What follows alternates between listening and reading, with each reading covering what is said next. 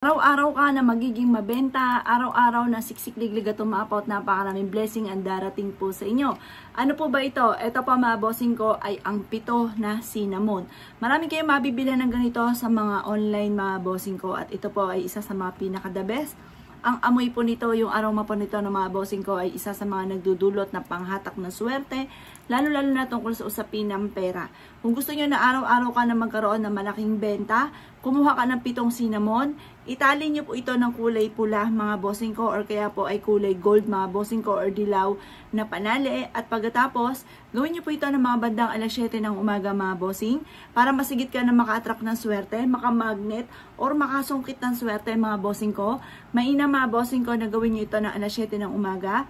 Habang ito'y tinatali po ninyo, paulit-ulit po kayo na nagwi-wish na magkakaroon ako ng maraming pera, simula na ito ng tagumpay ko, hindi na ako mamumblema tungkol sa usapin ng pera, mababayaran ko lahat ng aking mga pagkakautang, at ako ay magkakaroon ng maraming pera, magkakaroon ako ng maraming ipon, magkakaroon ako ng maraming, sabihin nyo kung ano yung mga gusto ninyo, magkakaroon ako ng paupahan, magkakaroon ako ng mga negosyo, na dito na ako yayaman, magkakaroon ako ng mansyon, kumbaga, yung labis-labis ng inyo pong mga pagwi-wish.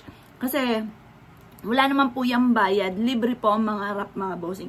Pero syempre, kung maraming pangarap, marami rin ang kayod mga bossing. Tapos sabayan natin ng ganitong mga pamamaraan para may patutunguhan ng ating pagkayod at yung mga pangarap po natin. Hindi hanggang pangarap lamang.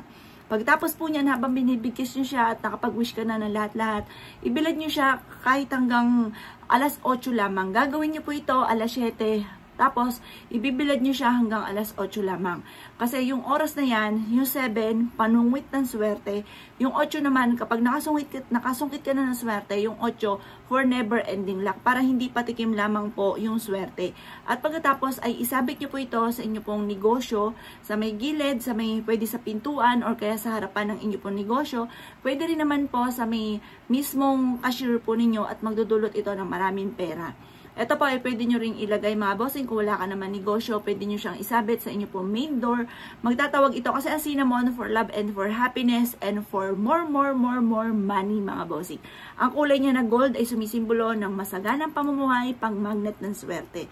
Subukan nyo po ito, basta positive ka lamang. Ang sabi nga po mga bossing ko, once na ikaw ay punong-puno ng pagiging positibo sa buhay, positive din ang mangyayari po sa buhay po ninyo mga bossing. At ugaliin din ang pagsasabi na magkakaroon ako ng maraming pera, matutupad po yan. At ang yun nga po ang sabi mga bossing ko nung ang salitain, nagaganap po yan. Kaya wag na wag kang dadaing, wag na wag kang magsasabi ng mga pangit. Yung mga gusto mo na maganap, yun po ang inyo pong sabihin. Pero isikreto nyo na lang or kaya sa inyo pong pamilya na lamang ninyo sabihin. Kasi may mga taong inggitera ka agad. Hindi ka pa sinuswerte, nakainggitan ka na. Nanalangin ka agad ng masama sa inyo. Kaya kailangan isikreto nyo na lamang. Hayaan nyo mainggitan lang sila kapag ayan na yung mga blessing na mga wini-wish po ninyo. Kaya kung ikinaniwala at naisyo po itong gawin, asya mga bossing, good luck po sa iyo po lahat.